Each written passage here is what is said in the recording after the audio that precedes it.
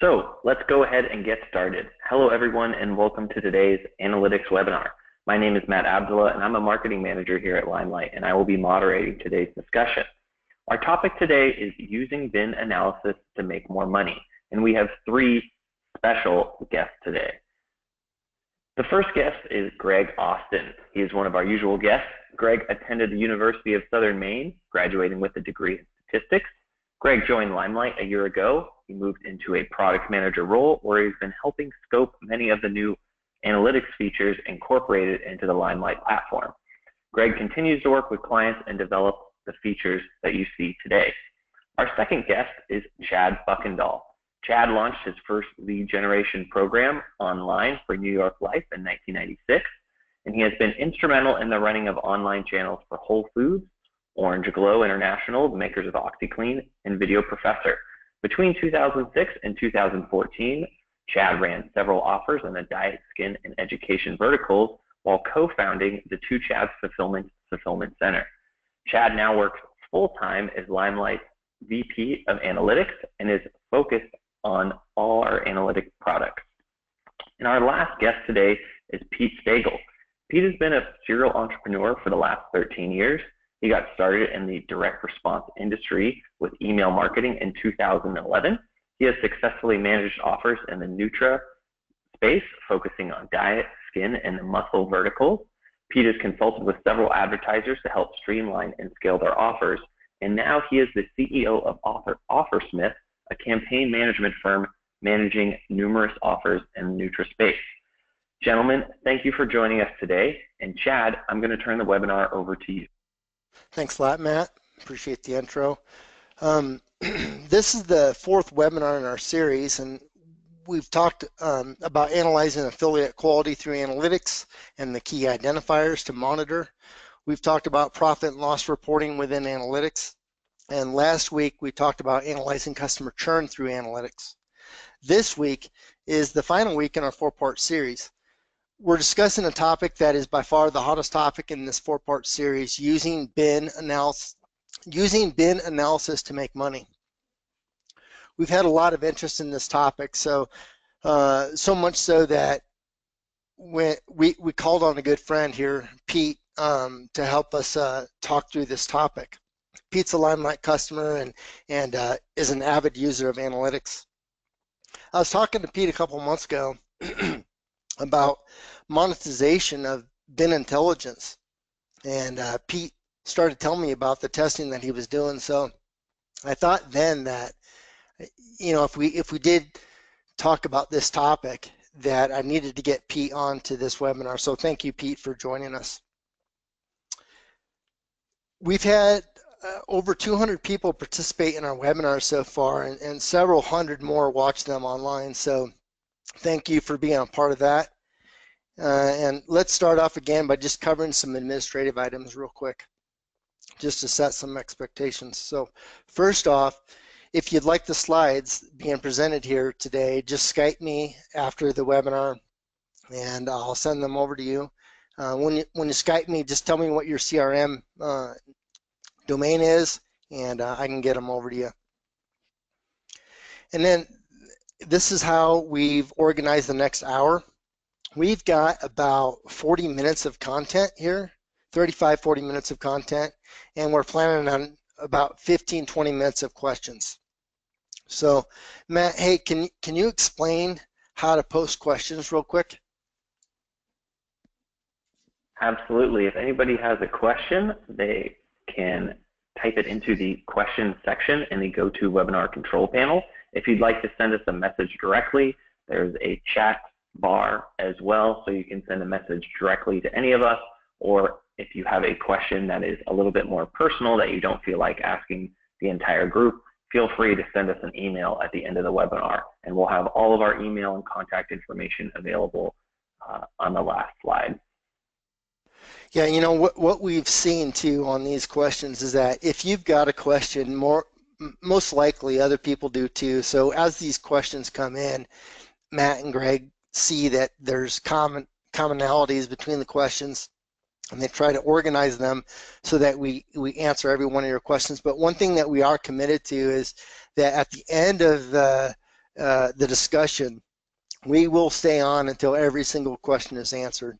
So ask away if you've got them.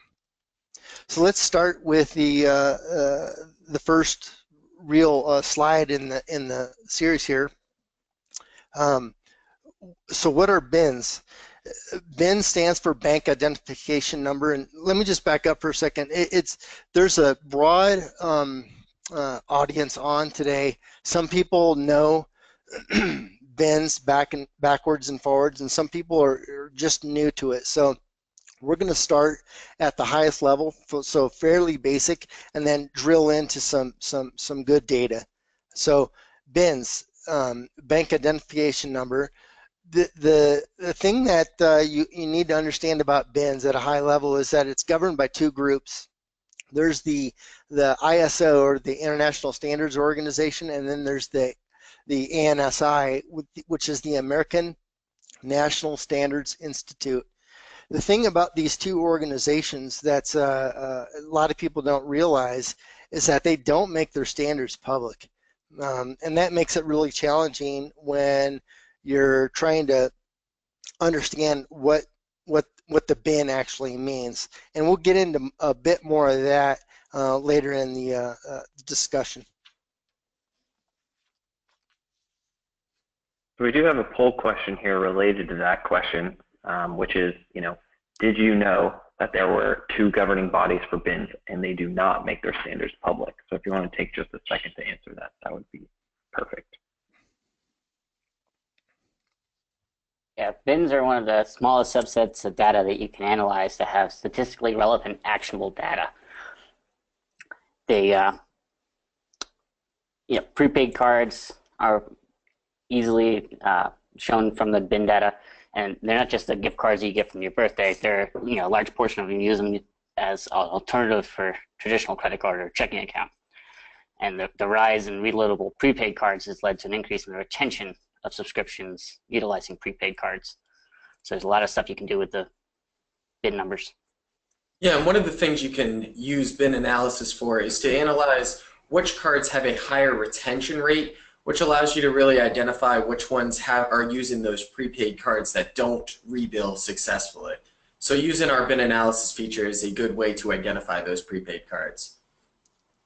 Right. So, like I said, identifying BIN numbers is a real challenge, and it's really due to multiple resources maintaining the data, and really this data is in a constant state of flux. So, the first thing that we need to understand is really where the BIN data comes from.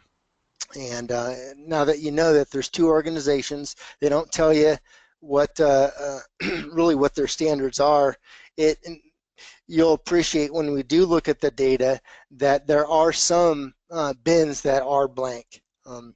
So what you want to know about the data within the analytics within LimeLight is that we use a service called BinBase, and they're the largest in the world.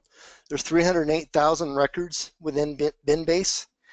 And they're widely known as being the most accurate BIN firm out there. There's 20 brands, 3 card types, 150 card categories. They're really a solid organization. One thing that I wanted to point out about BinBase is that, and this isn't common amongst people in this space, is that they actually verify their records so that they can remove any of that bad data. And what I see, or what I've read about, is that a lot of these organizations, they'll falsify their records so that they can have a higher match rate.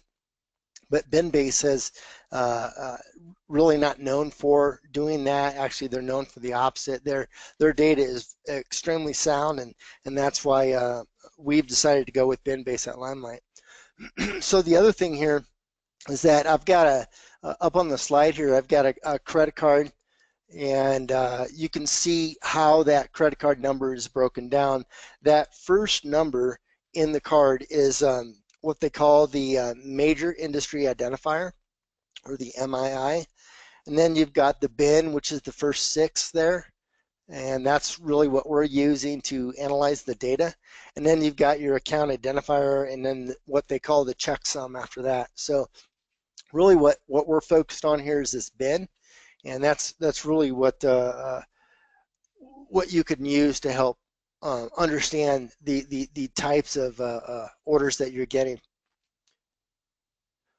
And it's important to have a good database of verified records, because prepaid cards and debit cards get confused a lot of times, and they'll sometimes I've seen them switch from either a debit card or a prepaid card using some other databases out there, and that can sway some of the things that you'll do with your bin data. Yeah, Pete, you had said that, and man, that's appalling. Honestly, it's for them to be able to switch, it just doesn't seem right from going to a regular card, debit card, to a gift card. That really kind of throws a wrench in our analysis that we do.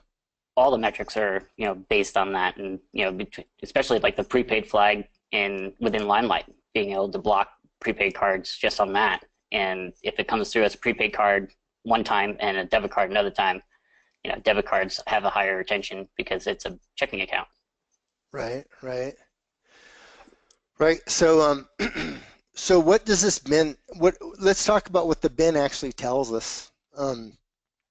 The bin will tell you your bank, your brand, your card type, your category, and your country. So for example, banks, you might see Chase, Wells Fargo, Bank of America, Citibank, etc. All your banks are in that slot. Within analytics, if you and we'll jump into this in a minute, but if you export the data, each one of these fields is going to be in its own column within the spreadsheet. So you can really get a sense for just the depth of, really, when you look at category, there's a lot of detail in that category. But the most important piece of the category or item that you'll see within category is prepaid. You're going to see things like blue, gold, platinum, business card, and then you'll see prepaid. And really the most important category here is prepaid. That leads us into our third poll question, Chad, and that is, what do you personally think the most important variable is within a bin? If you want to take just a moment to answer that question, that would be perfect. Yeah, I'm really interested in the responses here. I'm not saying, the question here is not like, there's not a right answer. I just want to understand what people think. I don't know, Pete, if you've got any ideas, like, what do you think here? What's the most important variable within the bin? I'd say it's a cross between the bank and the category, because you have your prepaids, your debit cards, and your credit cards. Yeah. And then on each bank, it's, we'll get into it a little bit later, but each bank handles alerting and chargebacks and everything like that slightly differently.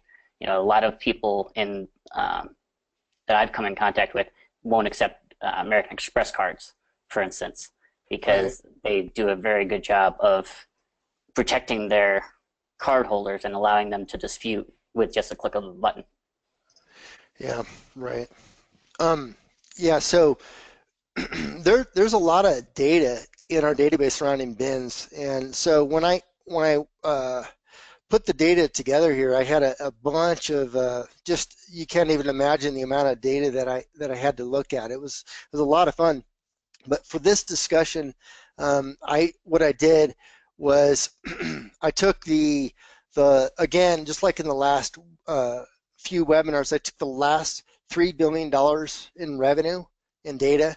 I crossed it between 2016 and 2017, and you'll see why I did that here in a minute.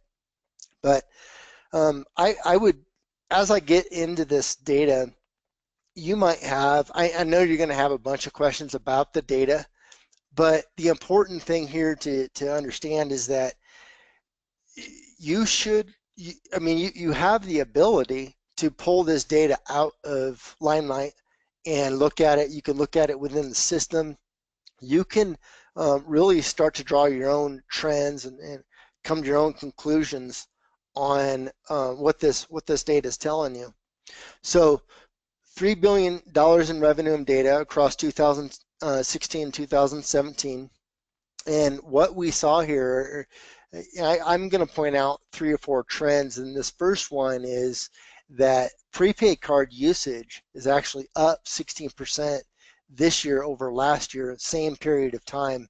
So it's that's not something that we really like to see, but that's the facts. That's what's going on with the data. The second thing that I saw, and as I look at this, it seems like common sense, but it surprised me that the amount spent on a credit card is higher. It's 21%. The average order is 21% higher than on a debit card. I mean, it makes sense that people aren't thinking about the actual expense as much if it's on credit versus actually coming out of their bank. But to see it across $3 million worth of data was really telling to me. You know, I was talking to an advertiser this morning, and they told me that they saw between 10 and 20% of the purchases being declined as issuer declined. And Pete, I don't know if you've seen anything like that, but that was pretty shocking to me too. So 10 to 20% of purchases being declined with an issuer declined status. That happens a lot, and it's one of those very black hole type decline reasons where it could mean any number of things, and right. It doesn't really say that there's no money in the account. It's just that it's being declined.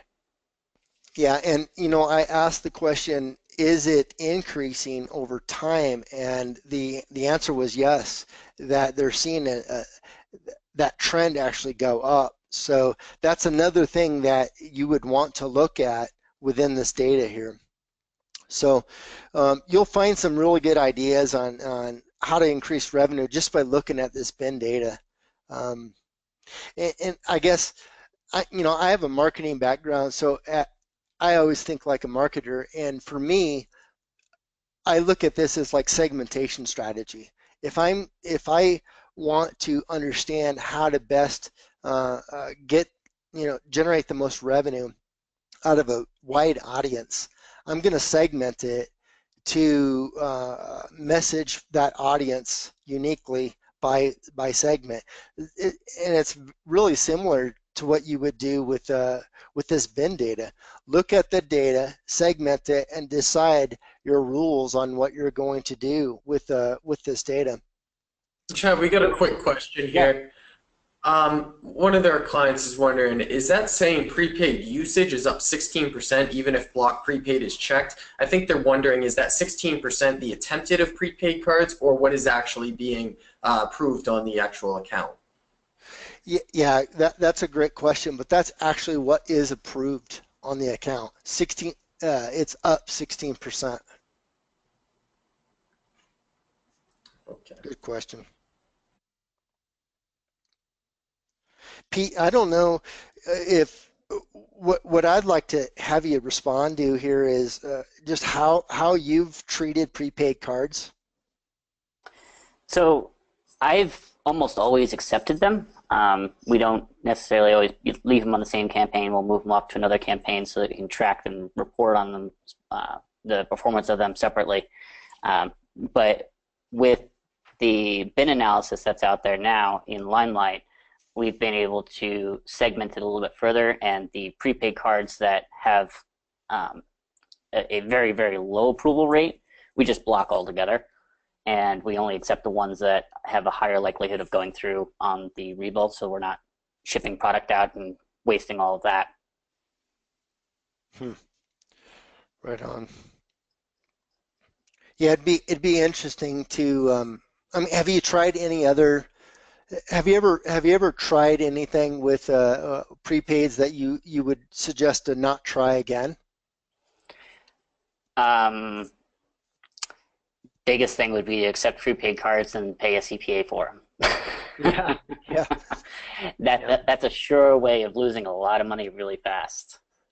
It's a really good point. I hope that I'm pretty sure it's common knowledge that you don't pay a CPA on a prepaid, but if you are, just make sure that you're taking a note down here and don't pay on those.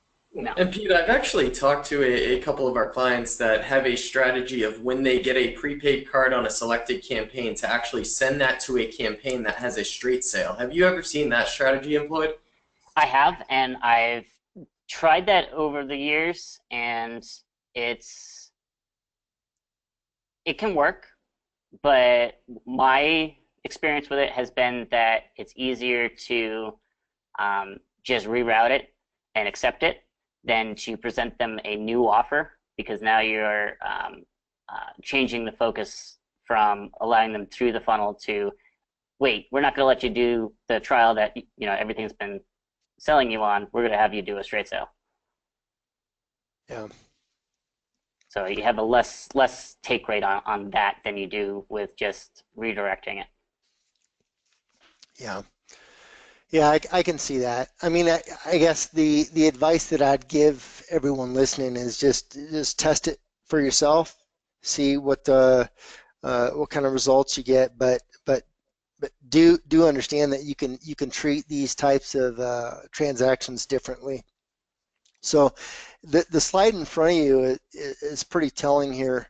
Um, so what I did here is I looked at 65 million random orders through 2016 for these trends here, and I focused on bins with orders greater than 1,000.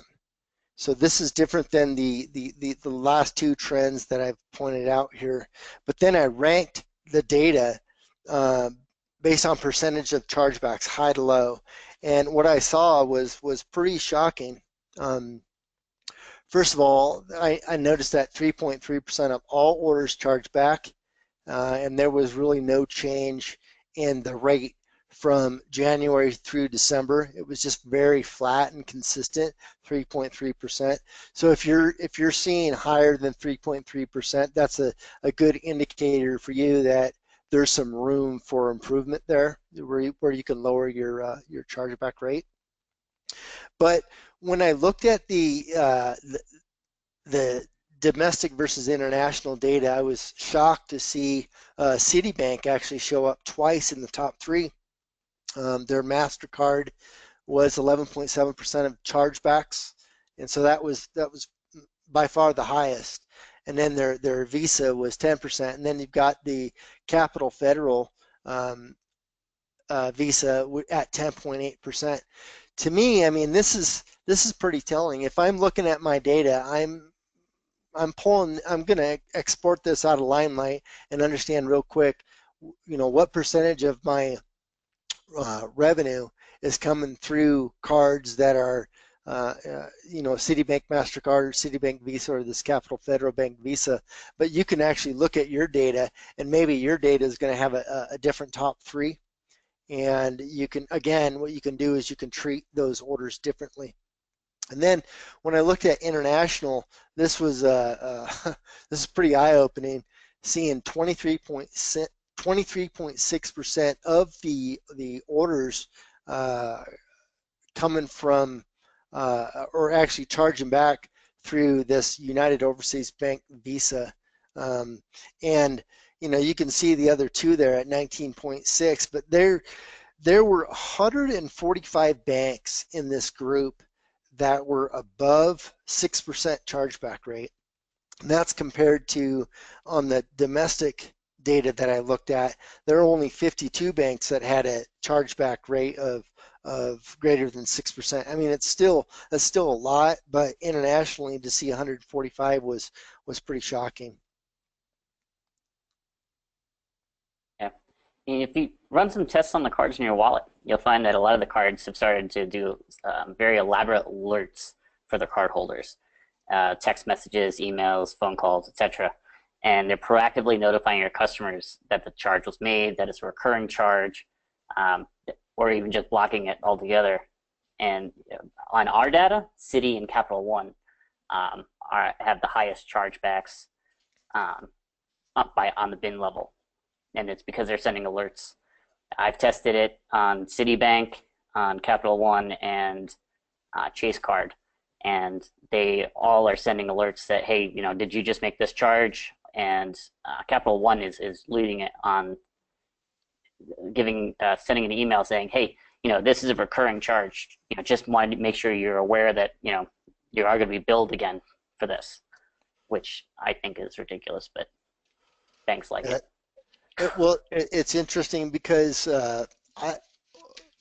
before I actually dug into the data, I heard that Capital One was by far the worst from a chargeback perspective, and so I was fully expecting to see Capital One right to the top, and maybe Capital Federal Savings Bank, Visa, maybe that is Capital One, I don't know, but to see Citibank up there was pretty interesting to me. But I guess, Pete, since you've looked at your data, I mean, it's not shocking to you, right? No, Citi was definitely up there. It originally was because I looked at some data and all I was seeing was a lot of Chase cards because Chase has something like 100 bins, and so they pop up over and over and over again while looking through the data. But when you do a master sort over a long period of time, Citibank is up there. Right. So I guess all this data is great, but how do I put it to action? What does this all mean? Pete, and if you could, it's great that you're here so that you can talk through this and help us really understand what we can do here to make more money through bin analysis. But if you could just speak to some of the examples that you've shared with me. So one of the easiest things that we do is we change our customer service stance based on the likelihood of a chargeback based on the bin analysis data. We take a 3-tier approach. Tier 1 is a very aggressive save sale strategy. We don't it's pretty much your standard customer service stance. Tier 2 is a more lenient stance. We give refunds out a little bit more liberally and try less downsells and whatnot, and that is for cards that are the middle range of being a high risk of chargeback based on the bin data that we've gotten out of the LimeLight analytics. And tier 3 is the bins that are almost definitely going to charge back, and those are the ones that are really high in your chargeback list. Your Citibank, your Capital One, and those ones. And we don't even attempt to save sale. If they ask for a refund, we give them a refund, and that's lowered our chargebacks based on our data enough that it's worth doing. Another thing that we do is any bin that has over 50% chargeback ratio based on the data in LimeLight there, we over the past 6 months, we just block them straight up, and we don't even accept that. Blocking is one of those things where you have to be a little bit careful with, so you don't block, like Citi Card, because that would be bad, and your conversion rate would tank.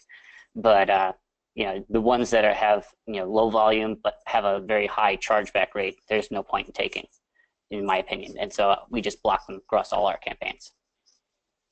And that's a great point, Pete. And that's what you'll really want to do is dig into your bin analysis and kind of do what Pete's speaking to, of look at the individual bins and associate them with the bank that they're actually billing on. And then what you'll actually do is use LimeLight's bin management to set up a bin blocking profile for those bins. One of the abilities we have in those bin management profiles is the ability to block an initial or a rebill. And one of the questions we actually get asked a lot is there any benefit to blocking the rebill versus the initial? So Pete, maybe you can speak to that a little bit.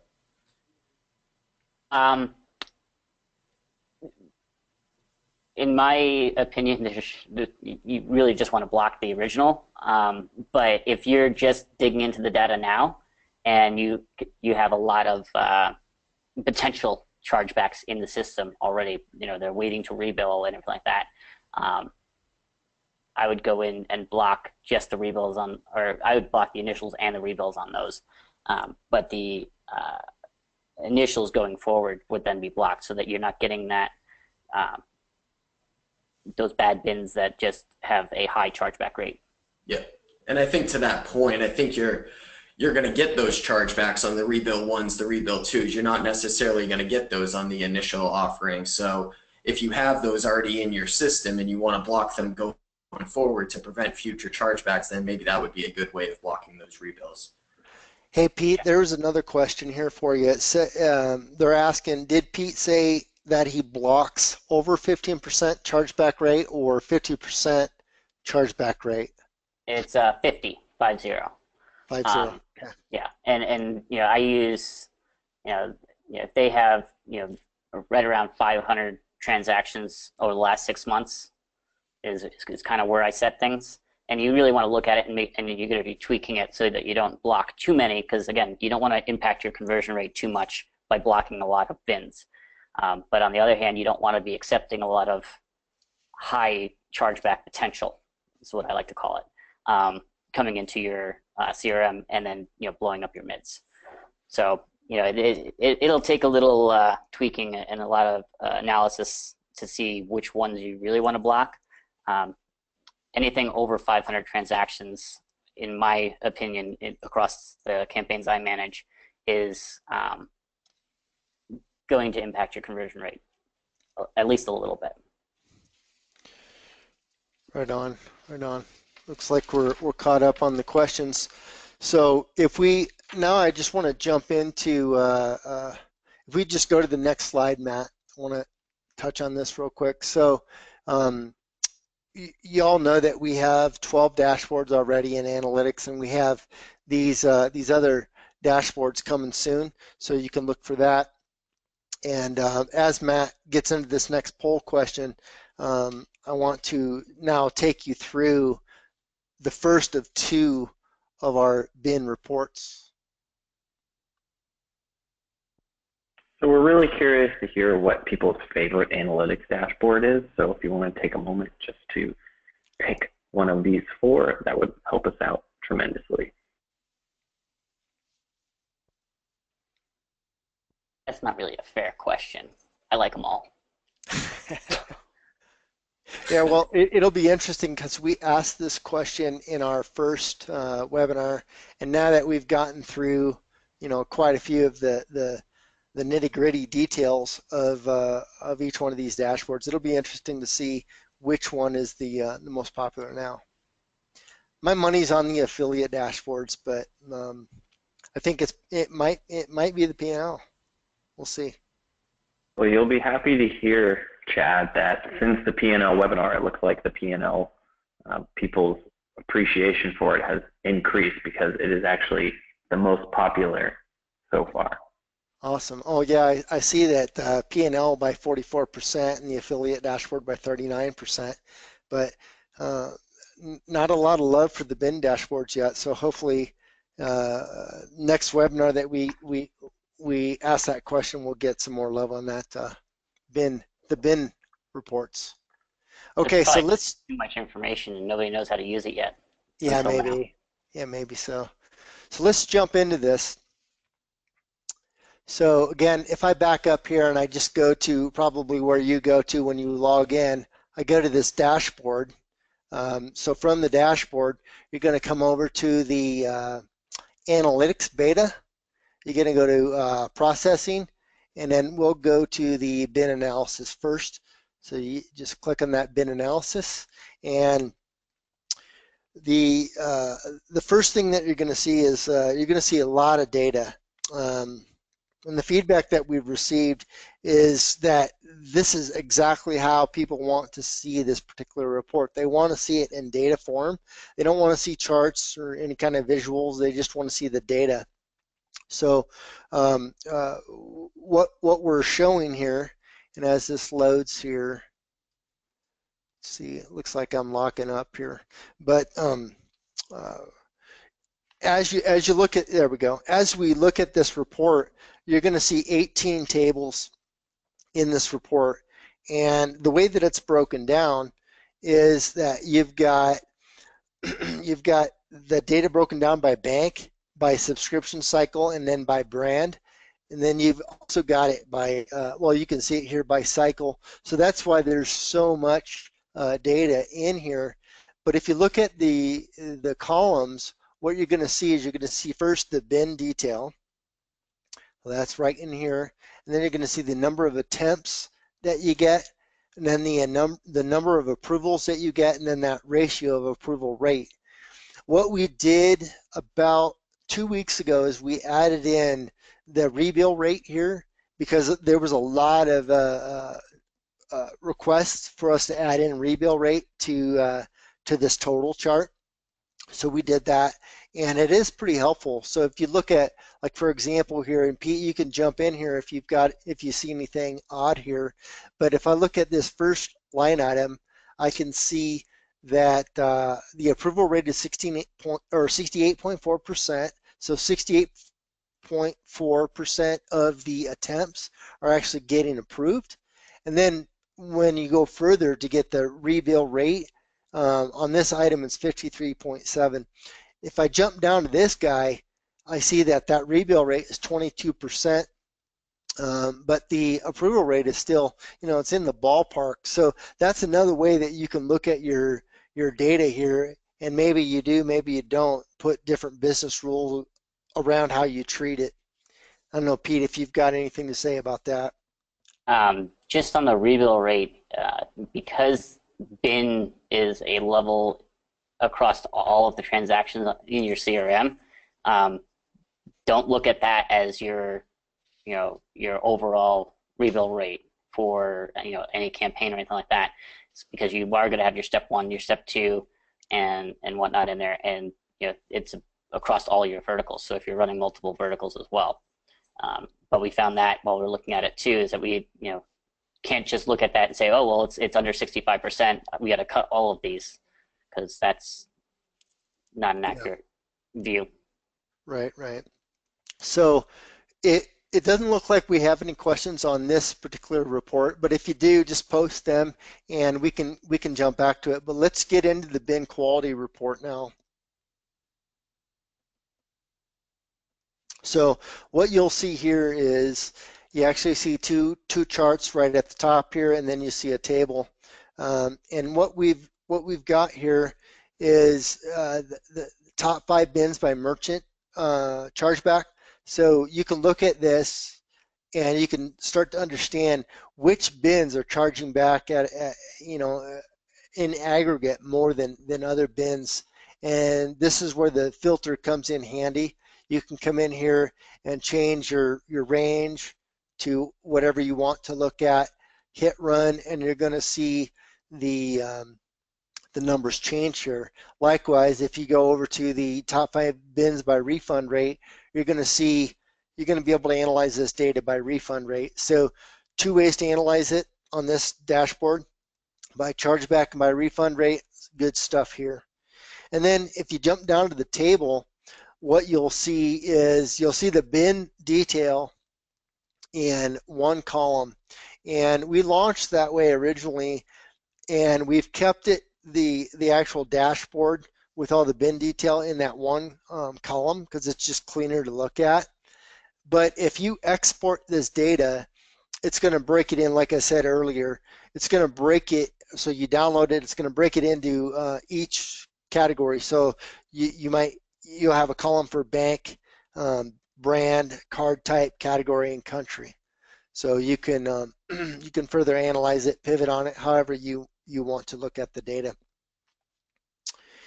And yeah, go ahead. We've got a question here. It's a good question. It says, on the bin analysis, what's the difference between rebill and cycle 2? What's the difference between rebill and cycle 2? So the way that we have defined the flow of an order is you've got your initial, and then you've got the rebill, and then you go to cycle 2, 3, 4, etc. So that because that rebuild point is so important, we've identified that with its own name, rebuild. Make sense? Hopefully that makes sense. Perfect. Thank you. Any other questions? That is it for the moment. Okay. Looks like we got one. Can you make a unique decline reason for orders declined because of bin blocking? In screening for decline reasons, it would be helpful to identify declines based on blocked bin rather than a generic decline reason. And to answer that question a little bit, it will just be a transaction has been declined by the system. It is an internal decline. But as far as referencing that it was blocked by the bin, that is something we are still working on. That's a great question. That's a great question. Okay, so looks like we've got our questions caught up. So I'm not going to get into, the detail here, orders, gross revenue, and reserves. It's pretty straightforward. We've talked about them before. Orders is just your orders, gross revenue is your gross revenue, and the reserves is a calculation based on the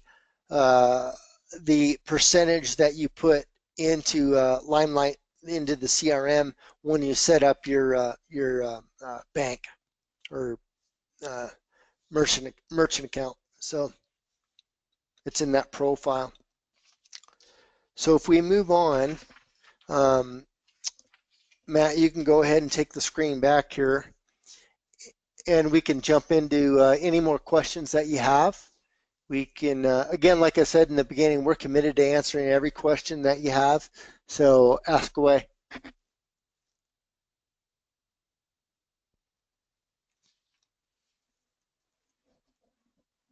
And Chad, one of the questions we actually got earlier is one of our clients is seeing closer to 20% of prepaid cards within their system. Do you know of any reason for the uprise in prepaid cards? I don't. I don't even have a guess as to why there's an uptake in it.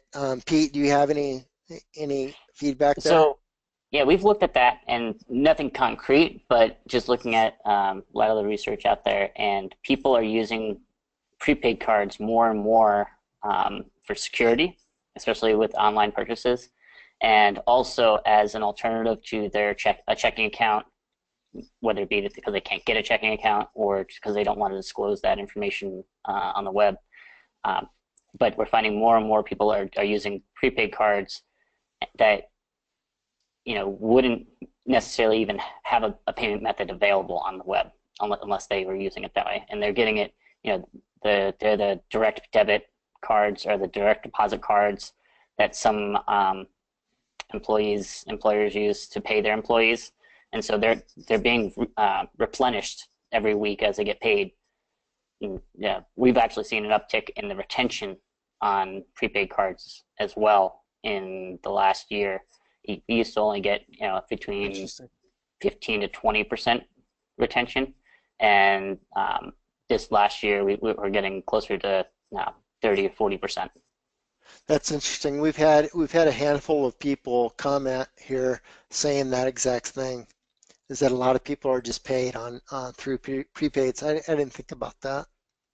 Hey Pete, another question here is that they want you to reiterate your 50% chargeback rule.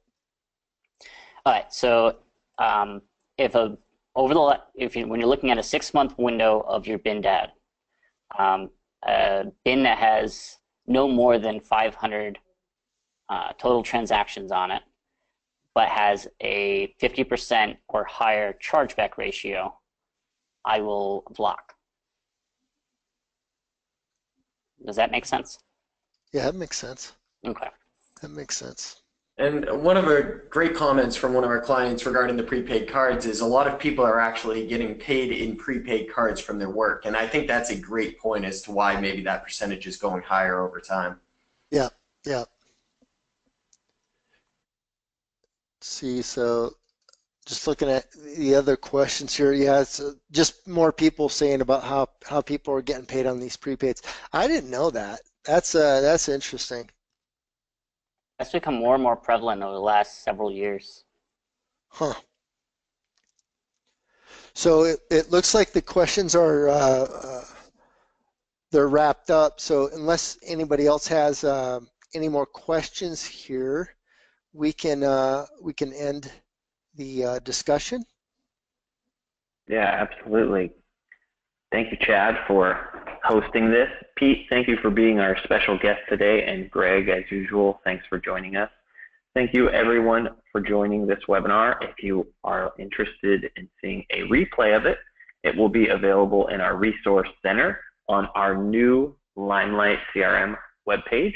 So if you haven't taken a look, feel free to venture on over to the LimeLight CRM homepage where you can see our new look. We've got new colors, new branding, new content, new everything, and it looks really amazing. So again, thank you to our guests, and thank you for everyone who attended. We look forward to seeing you in our next webinar, and we haven't decided what it will be yet, but we will be sure to send you an email when we have decided. Thanks a lot, everybody. Have a good day.